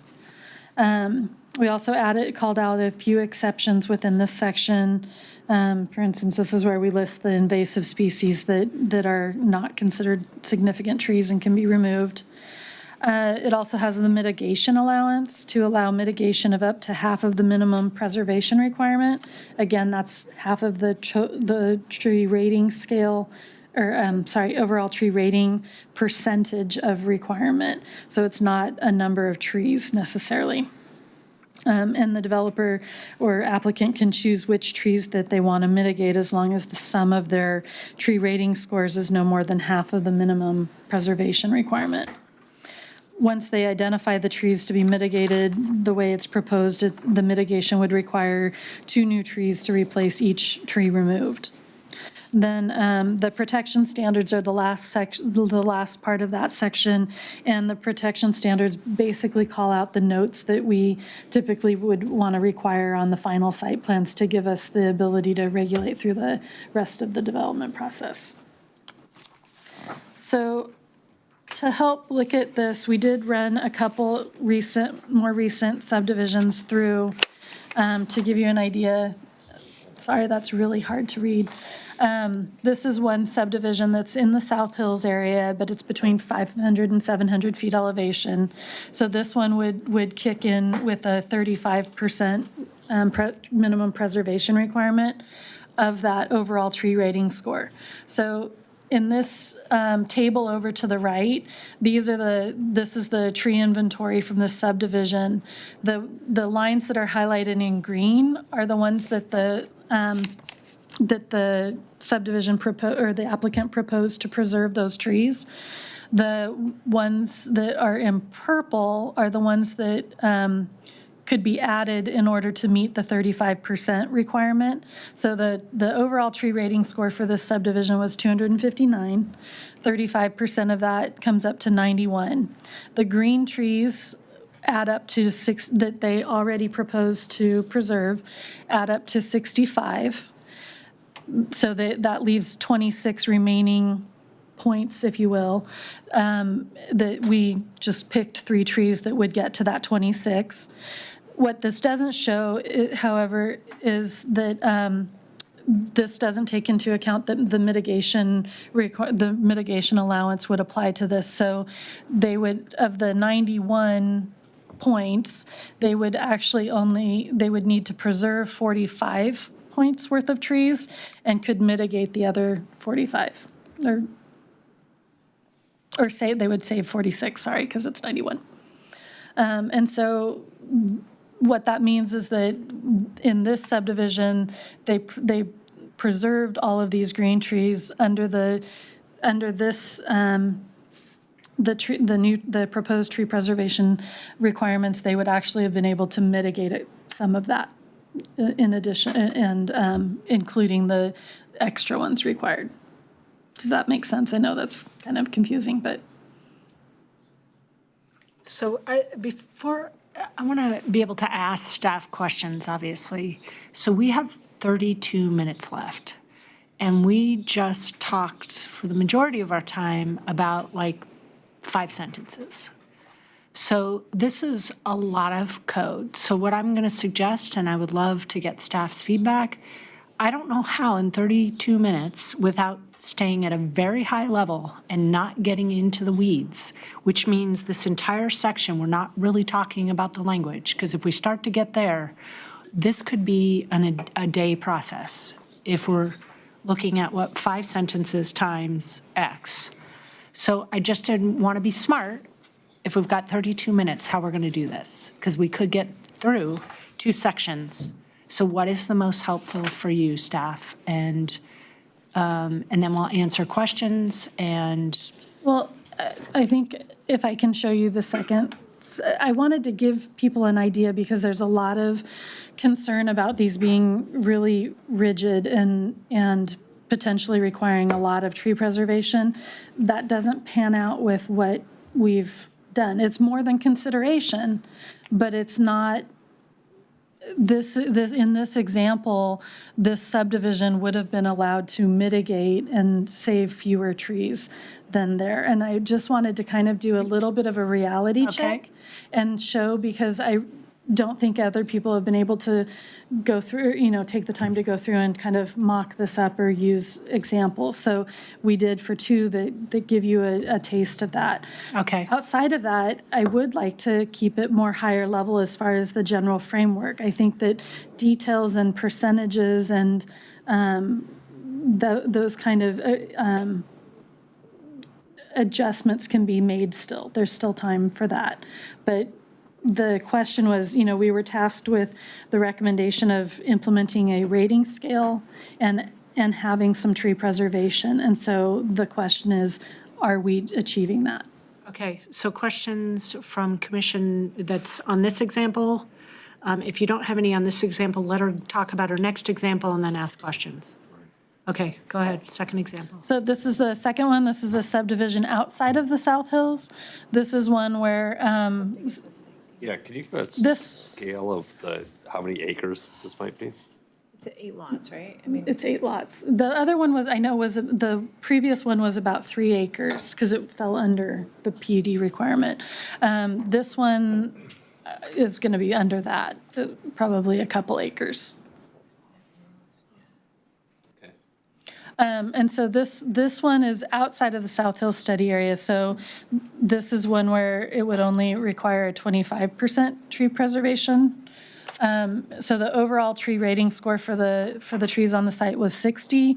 The preservation requirement under the proposed would be 15. The points from the trees the applicant proposed under this subdivision was 36. So it was well over what would have been required under these standards. And again, doesn't take into account mitigation allowance. Okay, questions? Commissioner Borowski and then Commissioner Baker. I think that you put a lot of work and a lot of good work into coming up with a ratings type system. But from the comments that I've seen come in, I don't know if that was the best direction to go. And I hate to say that with the whole, the barn door is already open, right? But there's significant input on this that this may not be the best way to go. And I have to take that into consideration. If we decided, yes, we want to do a ratings-based thing, which was kind of what came out of the working groups, that sounds all well and good, but when you actually put a rating-based system together and took that, if you had this and took that to the working group and said, is this what you had in mind when you wanted a rating-based thing? Maybe their answer might have been different. So I don't know if, going through and doing every single line of this is going to fix the general concept. Are we starting in the right place to achieve the goals that we want? And part of those goals for me were brought up in one of the people's comments that deals with this on a regular basis is this going to actually help get housing built, or is it going to be an impediment to getting things built, and is it going to be an impediment to being able to use clear and objective, kind of like Mr. McMahon said earlier. So that's where I'm at. I think we can go through, if we decide that this is the recommendation that we want to go through, then it's a more, we got to fix this, we got to fix this, we got to fix this, and I don't know what that mechanism would be. But for me, it's stepping back and saying, is this really the mechanism we want to go with? And I'm sorry, because I know a lot of work went into it. It's okay. Can I point out, there is some added text that I put up on the screen, and this was partly based on not necessarily written feedback, but some verbal discussion around, in one of the comments that you had showed the difficulty of an extremely large site with a lot of trees. And even Mr. Walters mentioned earlier that like a straight percentage of preservation might be better. And so another option would be to add language and add an alternative maybe for larger sites that allows that option to just do a straight preservation and not go through the inventory. And I mean, as you can see from the couple examples of the smaller subdivisions, I don't think it's necessarily that onerous, and the preservation isn't that high in my opinion either. However, I do understand the concerns with large sites that have thousands of trees, that this type of a system would get very difficult. Commissioner Baker? Yeah, I was going to say that in general, I really liked the approach that was drafted. I think in most cases, particularly with this added section, because that was my concern about, was the area, was the exemptions or the, modifications in B.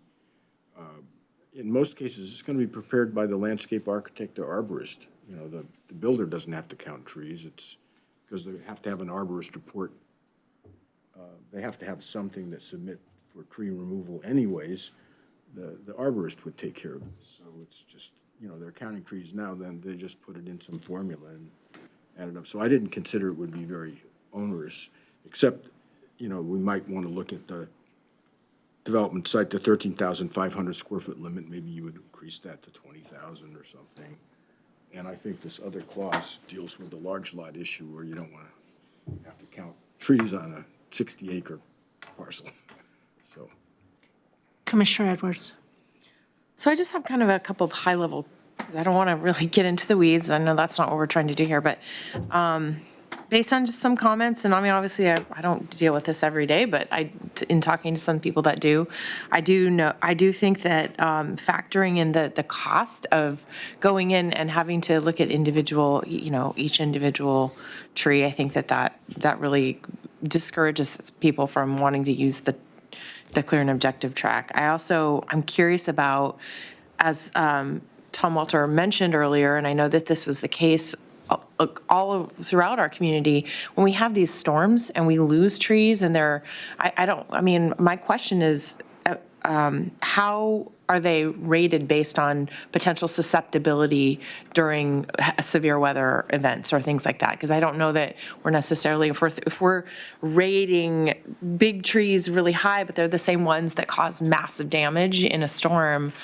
to me, it doesn't seem like those are the ones we want to say, let's save those get fives or whatnot. So that to me is a little inconsistent with maybe how we're trying to do it. And I think just ultimately, I kind of along the lines of Commissioner Borofsky's comments, if the goal here is to, we're talking about area within our UGB, which is designated for development because we've decided to save our forest and farmlands outside the UGB. I think that there needs to be a policy fundamental decision at some point that we choose, what overall value that, we're looking at placing on massive preservation of trees everywhere. And so I love trees. My lot that we just built on had no trees on it, and we now have 9. And so I think that it's reasonable to think people like trees. They also want to have them in places that won't fall on their homes and won't create, problems in a storm and things like that. So I think it's really reasonable. I like the idea of mitigation. I think that that's a good way to go. I just think that making it as easy as possible for people to be, whether, it's setting aside the 30%, making it easy as possible without requiring them to have to go into each individual tree and give it a rating. And, we're talking about thousands of trees in some cases. So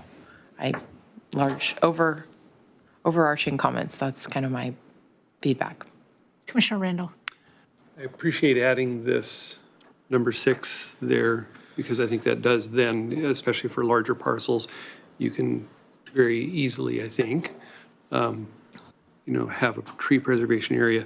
I think overall in concept, and again, not getting into the weeds, I think, one of the ones in the groups that liked the idea of a rating factor and, being able to rank and rate so that you can do that.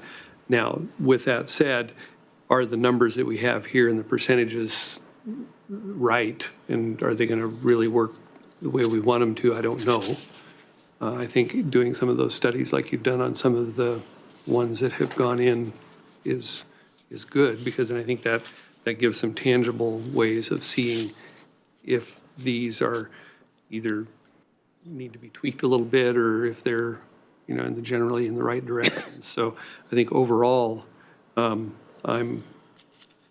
comfortable with this. I have some questions about the mitigation and some of those numbers, but that's really about the only weeds part I'll get into. Commissioner Ramey. So thank you for all this hard work. And I know when this idea first came up, I was a little nervous about the idea of a rating system because it's such a slippery slope once you get onto it, there's all kinds of ways to game it, and it becomes very complicated very fast. And I think that's what we're seeing here is trying to, I think the overall idea for me anyway is to protect the tree canopy itself. And then when we dig into the details, look at what kind of species is that and where is it on the lot, that just adds this level of complexity to it that makes it, according to some, unworkable. And I'm not working that every day, but I listen to I hear what they're saying. So with that, I'm not sure this is the right tool, but I wonder if there's a way to get back to that scale of, can we think about tree canopies and think about protecting those? I had kind of two ideas about that. The other comment I was struck by was the one about the roads and the sort of way the roads are laid out, and they're dependent on slope and connectivity and all kinds of other criteria that, and we even saw it on one of these, they're going to take out a bunch of trees anyway, just by the way the roads fall on the lot. And so maybe we start the process after that. So those trees are already gone because they've laid out the roads. So that limits the amount of work they have to do to go in and survey. They have to survey every tree that's in the middle of a right-of-way because they know it's not going to be there when they're done. So that might limit some of the work to begin, if I'm right about that, that laying the streets out is going to be more, they're not going to lay out a street to avoid a tree. Maybe I'm wrong, but I think that's right. So if that's the case, then can we take those trees off the table? That makes it a little easier problem to solve. And then, like item 6 up here, is there a way we can have maybe a bigger scale that says, well, if you leave X percentage of the tree canopy on the plot, on the property, then you're into the mitigation zone, and you can mitigate via this thing, but you don't need to score everything. You can just mitigate from there. So I'll stop. So I think, I'm not sure, I guess I can support the idea of having something that's more clear and objective than what we have now, which isn't very helpful. I'm not sure this is the right tool, but it might be if we can create the filtered, that's a more clear, less moving parts. Okay, I'll throw myself on the, well, Commissioner Fragla. I just want to say that, I'm not a planner, I'm not a developer, so sometimes when I approach the code, it takes me a little while to sift it out and understand it. And so sometimes when I tackle a piece of it, I don't expect myself to have like a very deep understanding of all the tiny pieces and connections. That being said, I typically can grasp what's happening, and I really struggled with this. And, I know the people that are going to be working with it have expertise. I know they're going to get an arborist report and all of that, but the level of complexity, I think, was really challenging to me. And I know that the rating scale was very popular in the work group and in the public feedback. I see some benefits to maintaining natural native species and things like that. I also think about the fact that all of our birch trees are dying because maybe they're not native, I don't know. The climate is changing, right? And so in 10 years, are we going to see that those trees on the list change? And that's probably like taking us way outside the box in a bad way. But I think that it would be to have something that is less complex, but still gets at the desire to preserve trees and meets the value of what the intent of it was. So I'll put myself in the queue. I feel, thank you. I feel similarly as Commissioner Ramey and Commissioner Fragala. I was not understanding the complexity of what a rating system was. I wasn't really in support before, just waiting to see how it would show up. This is, I'm gonna step back because basically I'm not gonna support this. It's way too complex. And I don't even want to get into the details of it. It's not only complex, there's a cost implication here. And where I go to is, I'm going to step back, and I've explained this to Janessa, and I just think it's important that there's context, because we're here. What we're talking about and reviewing is a very small section of the code. Their land use requirement, their land use development standards for clear and objective standards for certain applications. It's clear and objective standards for housing, right? Staff has done a phenomenal job, really. And by opening it up to the public, and I think it was a robust public process, I think there might be potentially a misunderstanding by the public too. So you've got transition standards that we've just adopted that are buried in the code. And I know it keeps saying, well, you can go through the discretionary track. Well, guess what? The discretionary track doesn't allow you to arbitrarily pick code sections. You still have to meet the development code standards, even in a PUD. There's a little bit of flexibility in a PUD, but you can't throw them out. So if a neighbor is upset because somebody just pulled a permit without one of these applications, they're not going to get those transition standards. So I think two things happen through this process. One, I think there's been we've lost sight of our objective, which is clear and objective standards for housing development through these certain applications. And instead, we threw in a bunch of other desired needs on development in general. And I think that's a bigger discussion. Where do we want? We have a UGB. We have Envision Eugene. We have policies in place. We have a code that currently is guiding us in a direction. And then we've got this very subsection over here that actually, in many ways, is quite unique. Is that what we wanted? And is that what the public is expecting? So that's where my concern lies, is that I want the public to know that. I also want, if we want transition standards that are talked about, I think it needs to be discussion in the larger development code. Or it needs to be really honest right now, is that, hey, public, what we're talking about is way over here in these certain exceptions. And that's when you're going to see it. So when I go to these tree standards, that's kind of what I'm like. I look at this and I think, this is not simple, it's not inexpensive, and it's part of our clear and objective standards to get housing. And I think we've lost sight a little bit. So I support our code. I support what we're trying to create, and where we have concerns about it, make sure those concerns are applied in the right locations. And right now, we're trying to get more housing. And is this going to get it? Is this dumping in, the saying, the baby in the bathwater? Is this dumping in a bunch of other desires? And I just question that. So this is super complicated. I've gone through it. I had a couple of my staff people go through it to see if they could get through it in a clear and objective way. You have to have a professional, which a lot of these applications you have to anyways. And the arborist, the client is hiring that arborist. It's not like, and it's cost and time. So, is this really, so I go back to, I don't think this is what the intent was.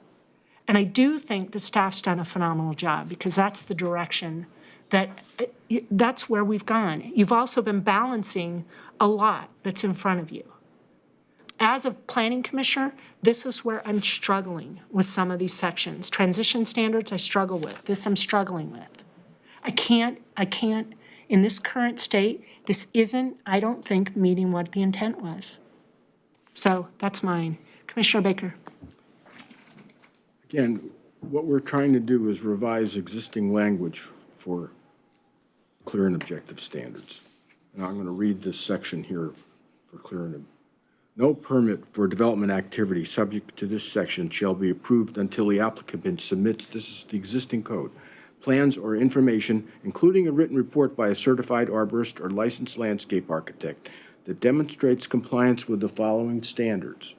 One, the first section is dealing with significant trees. So all significant trees located adjacent to or within a waterway or wetlands designated by the city for protection and areas having slopes greater than 25%. That's one. Two, significant trees within a stand of trees. Three, individual significant trees. The point is that this code is not, it's subject to interpretation. So you get appeals all the time with this, either from one party or the other. So the goal was to replace this with something that you could actually get a number and get a rating. I mean, I think that's probably why Commissioner Randall and myself are in favor of this, because what we had before is, you know, it was like a Wild West show. So Commissioner Baker, I don't think right now anybody's in question of not having clear and objective. So that's not it. So just so you know. I know, but the point is, this is the existing code for clear and objective standards related to tree removal. Right, so the clear and trying to objective, replace it. we're trying to replace it. And so that's what we're talking about right now, is what to replace it with. Right. So that's what the conversation's about. Right. That's I mean, exactly right. what is an individual significant tree? What is a significant tree within a stand of trees? There's no definitions for this. You know, you can't, that's why, you know, the forestry department and their consultants came up with a rating system. I don't know that I'm. Commissioner Baker, I'm sorry, we have 9 minutes. So right now, I think everybody's in agreement. That's why we're here. It's not clear and objective, so we're trying to come up with, so if you have a suggestion, it sounds like you're in support of this. That gets you. This because, you know, there's no exceptions to this based on size of the lot. And you're already required to have a certified arborist or licensed architect. They're going to do this, not the architects, not the planners. You're going to give it to your certified arborist, and as part of his report, he's just going to add up. They already go out there. They have to determine what is the significant trees. They have to go out there and do a site survey anyway. They have to measure them.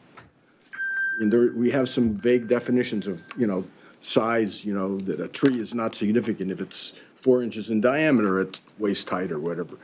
But they're vague. There's no definition. And this way we get rid of the trees that we don't really want, like sweet gums, which will go down in any kind of windstorm.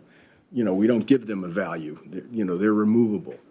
So, you know, that was the purpose of having something that was clear and objective. If it weren't being done by an arborist, then I would have a problem with this code language. But it's being done by an arborist or a licensed landscape architect. These are the people that, to them, this is a no-brainer. Yeah, I'm not sure there's a question, so I think, is everybody clear? Basically, it already is, this is proposing that it is. It's just the structure of this, so that's what we're talking about. So thank you, Commissioner Baker. Commissioner Randall. Well, and I guess from my perspective, it's similar to what Commissioner Baker is saying. When you have a project that you're developing, you've got a surveyor going out. I mean, we have surveyors go out, they get contours, they locate the trees, the size of the tree, and the species of the tree. And so for me, looking at the rating score, basing the ratings on those items, the size, the species, and the location, is really, you've already got that information. It's a matter of putting it into that matrix and establishing the numbers and assigning a value to that tree based on what information you already have. So that's why I'm supportive of the rating system in concept the way it is. And again, I'll go back to whether or not the percentages are right and, you know, all of those details, whether labeling each individual tree out on the site is a good idea or not.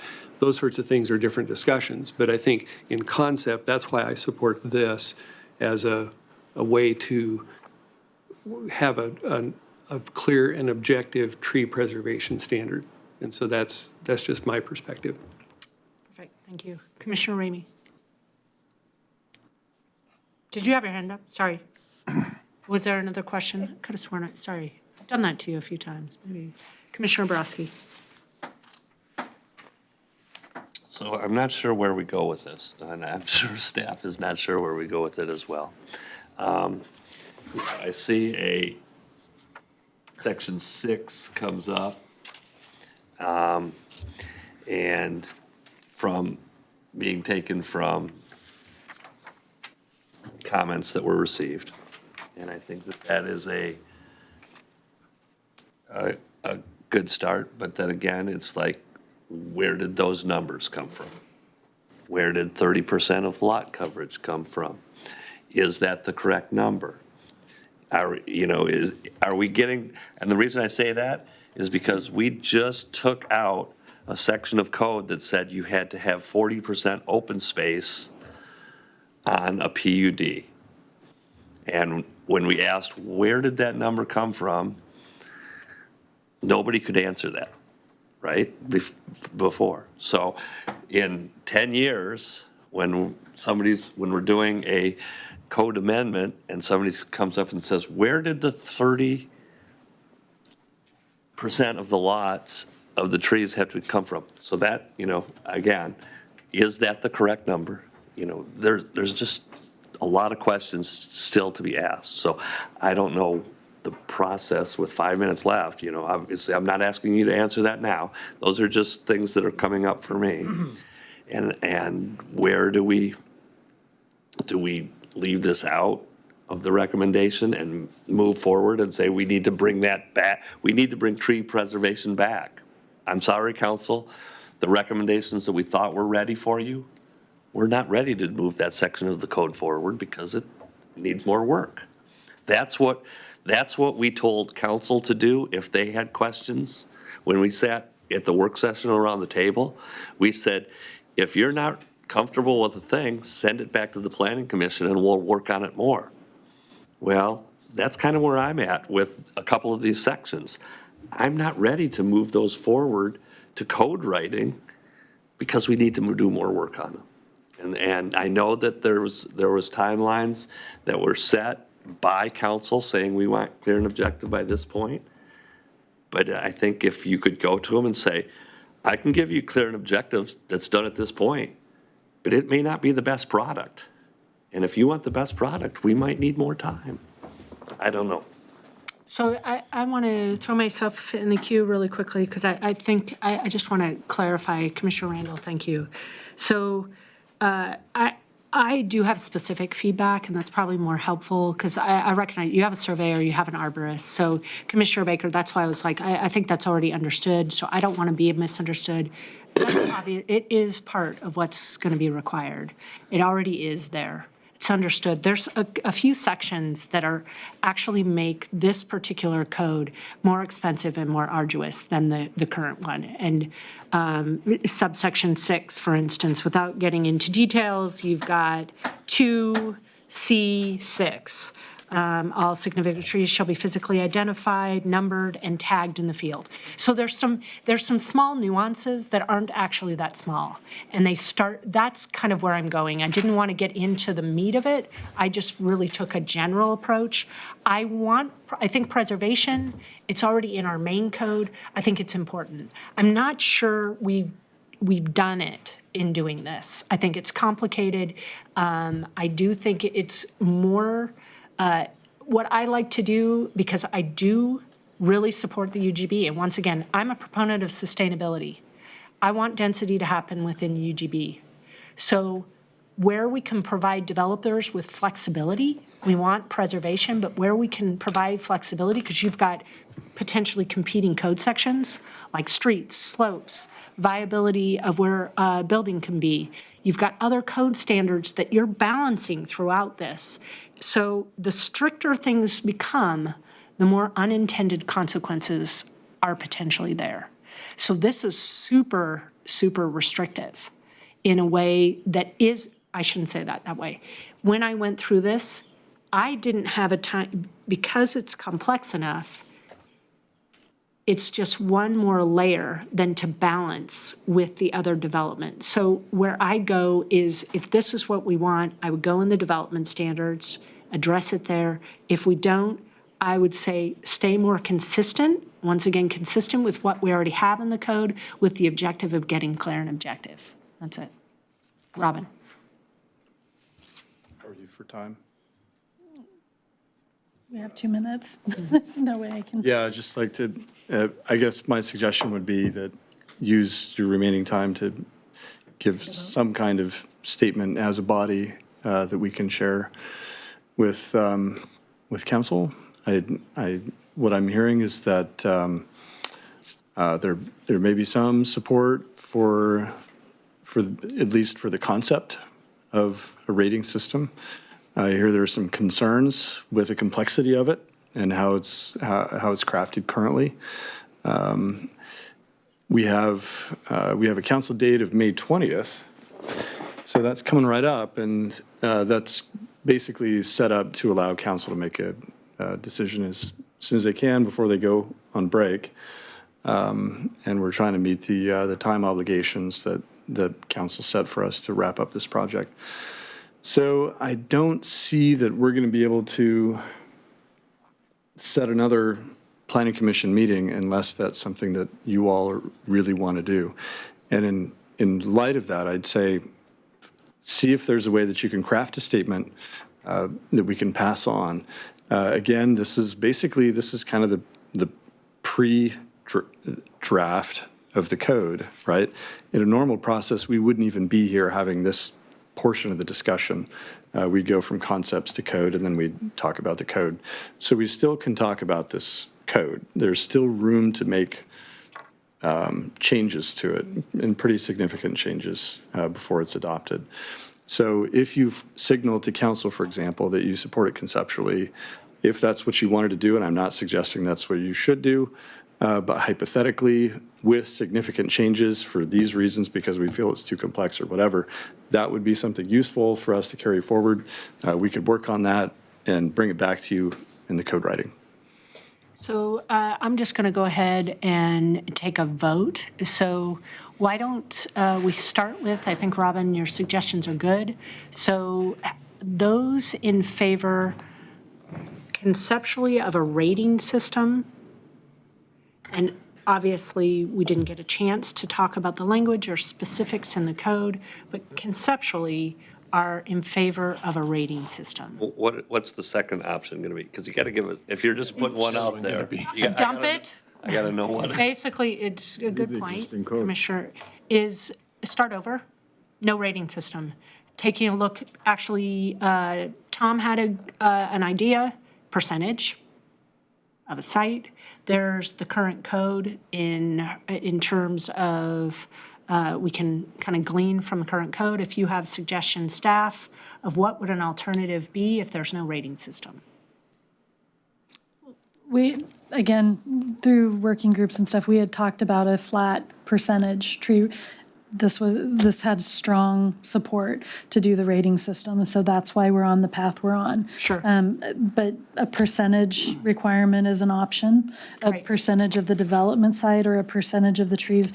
It's just, remember the peanut butter and jelly sandwich analogy, where there is a level of complexity that will be required to get it clear and objective. Yeah, no, that's exactly right. So, yeah, it's an important thing to note. Thank you. Because, yeah, it's challenging anyways to get to clear and objective to meet the standards. So that's the opposite, is percentage. How about that? Does that work for you, Commissioner Borowski? I mean, there's probably alternatives on the between last it. one, Yeah. it was kind of like people voted, and then, oh, this is the alternative. It's like, oh, well, maybe that is better. Yeah, right. It wasn't just yay or Okay. nay. So I just wanted That's to fine. know. Okay. So how many in favor? Yes, Commissioner Fregla. So I think for me, like that either straight up no rating scale or straight up yes rating scale is a really difficult vote to take, because I guess I'm not clear on, can a rating scale be more simplified? Can a rating scale be less of a barrier? I mean, I agree with comments that both Commissioner Taylor and Edwards said about, we want, many of us believe that we want development to happen within the urban growth boundary, and so we need to have flexibility for that to happen. But I'm not sure that I can just vote straight up or down, honestly. So that's where we're going to have nuances because we have time, and we're already 4 minutes. So Yeah. I can't do all of the scenarios. We haven't looked at the code. So we're going to have to, we're giving staff what we can tonight. If you can't vote, then quickly add that comment, and that's what's going to be. Could we have a vote about going to quarter of, 15 minutes late? Janessa has someplace she needs. So we're already 5 minutes over, so are you guys okay at 7:45? So we've got 10 minutes. I still think it doesn't give us the time to have the conversation. So is that helpful enough if we take those opposite, and then if people are in the middle providing dialogue? Well, I feel like one thing is, I added the 1% option in here. And so I feel like that might be getting to Commissioner Fragilla's point. I think that an option would be to still have the rating scale structure with an option where a developer could choose to opt to do the percentage route rather than itemized trees. Okay. Commissioner Borowski. I think that I could move forward with the rating scale or this track if when it moves to the next phase that staff is very willing to make significant changes. Because in the past, usually after a code initiation is done and we have a public hearing, it's usually minor tweaks that we're dealing with at that point, in my opinion. And it seems to me that if we move this to a code initiation, then the code is being written. As long as staff is willing, when it comes back to us after our public hearing, that there may be very significant changes and that we are given enough time to weigh in and make those significant changes, then I would feel comfortable moving it to the next stage.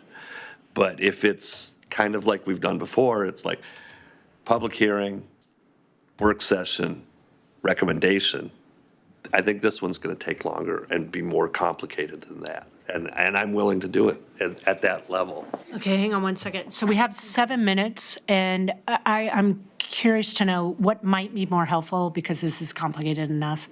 Just have each commissioner go one by one, and you actually did a very good job of just describing, you basically have his position, and you're going to have each person's position. They have the nuance, and then because this is complicated. And I can just go with the staff proposed language and give them individual concerns. Well, what we can do is you're going to be able to tell who in here is, at the end, we'll do a summary. So essentially, you're saying you could support it with these. We'll have, actually, maybe 100% could support it with various caveats, and you'll have those notes. Okay, Commissioner Ramey, go. What was the exception that we just saw tonight? Was it number 6 something? What Yes. percentage of what? That was a percentage of the lot. So it's doing a preservation area. There. So 30% of the lot, you would have to leave whatever was on there. That would be a preservation area that anything within that 30% couldn't be cut down. Right. But you could ridiculously pick a blank part of the lot that had no trees on it and cut all the other trees down, and this wouldn't solve that, right? I think Just to state. we'd have to, right, I'd have to look at I that. think, unfortunately, what makes sense to me is a hybrid. That is maybe a variation on 6, so it's keeping the rating system, simplifying it as we can, but then having a 6 that's actually scalable by the size of the development. And it's based on tree canopy. So it'd be 30% of the existing tree canopy, or 40%, or however that works, size of lot or location in city. So there'd be some straight out percentages. And then if you got into that percentage, then you'd be into the mitigation rules that are in the rating system. That's Okay, Commissioner Randall. And as I've mentioned, I support the rating system. I could probably support just a straight percentage in the interest of simplicity, with that caveat, with the rating system, the two probably biggest areas I have concerns with are the individual tagging of trees out on the site and the mitigation numbers as far as 2 to 1. Yeah, and so those are probably the two biggest things that I have concerns with this. The overall concept of the rating system I still like. Commissioner Borowski, did you already say it enough? I think- Okay, I think- perfect. Were you guys clear? Did you, yeah, okay, perfect. I'm going to watch this back and make Yeah. copious notes. They may have stopped at this point. There's that basketball game. Oh, yeah. Should we double check that they're still recording? Since you're, yeah, okay. Can you give yours in 2 seconds or less? Can you just repeat it? Like I said, I'm not a landscape architect, I'm not an architect, I'm kind of like Commissioner Fragala. And so just to know that in the next round, that there may be significant changes to what you're presenting to council today. And that we want to make sure that we have the ability and the time to fully address and work out so we get the best code possible. Commissioner Baker. Again, I'm in favor of the rating system. I would suggest that we just drop out clause 6, the whole clause about significant identification on the site, and just go with the existing, or something similar to existing language where you'd have a plan, because that's already submitted by the arborist now for current projects, for clear and objective. That's what they would submit. So it's nothing, if you get rid of that identification requirement, I'm comfortable with it. And, we might have some discussion about, like I say, some of the minor numbers, the area that you would be exempt, whether it should be 13 or 18,000, or I don't really know what that number should be. And, what size, again, I'm in favor of 6. I don't know what that size should be, whether it's 10 acres or 8 or 12, but in other words, that there would be an option on larger sites so you don't have to count trees. Commissioner Fragala. So my concern is that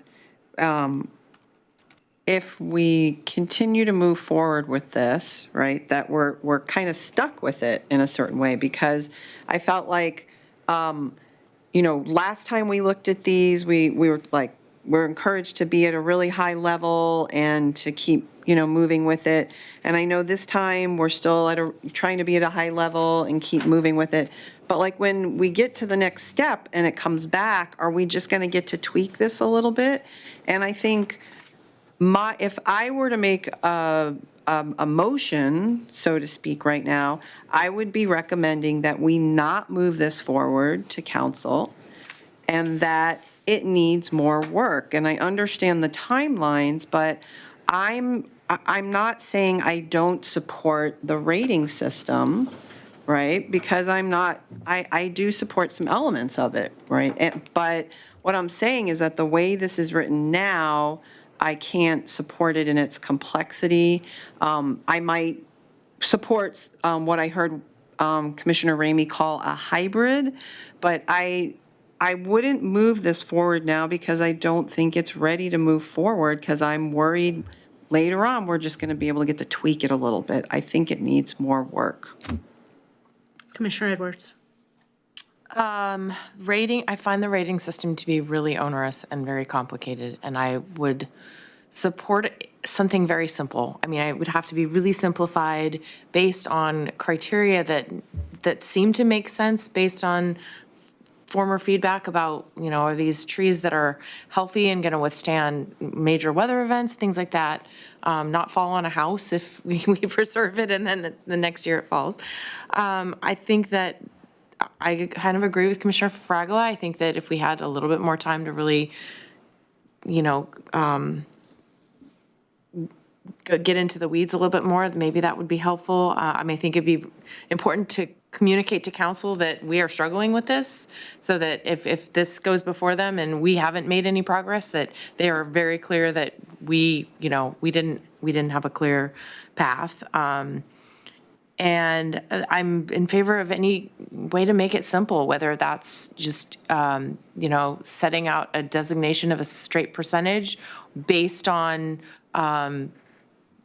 the percentage that should be populated by trees, not necessarily like Commissioner Ramey was mentioning, like we're going to take the blank spot and say, we're preserving that. And mitigation, and I think that people like trees and they're going to plant them, and maybe having a way that we can say on this parcel of land, it should be wooded to a certain percentage, and there would be a requirement to plant a certain number of trees for every, tree that's removed or whatnot. But I just feel like it's overall just really complicated. I agree with Commissioner Fragola. I would love another opportunity. I actually probably could get around, I wouldn't call it a hybrid, I would call it choice. Because if you're given a choice, then if it's clear and objective, I'm going to be able to evaluate both. If in that, I'm going to be more in favor of. I'm not in favor of the tagging, the field verification. I think what I'm looking for is I don't want it to be more complicated than what it is for all other development. I want housing to occur. So I want it to actually be clear and objective and consistent with the rest of the code. That would be my objective. So tagging, field verifying, that's not required anywhere else. It's a cost. I don't support that. The mitigation ratio numbers, same thing as Commissioner Randall. So I think maybe I could get to, I like identification. I like preserving the trees that are valuable. I think it's great. It's an interesting concept. This is just really complicated. And if that's the only choice for clear and objective, I am not in support of it. If there's an alternative, this says 10 acres, I would eliminate the 10 acres, look at another option. So that's where I actually agree with Commissioner Fragola, is I think if there's an option to actually take everything we've said, modify it, and then present something to council, that would be great. And if it can't happen, then we go to what Commissioner Borofsky said, and that is, as long as you guys understand, if you push it forward to City Council, we might be sitting here in the formal adoption process, and it becomes very complicated, and we're unraveling things. So it's really your choice, is my, yeah. So that's it. So I heard for the majority, they actually could support this approach. It needs more work. And there also is this caveat of choice with a lot of people. So what's your feedback? We're 3 minutes over.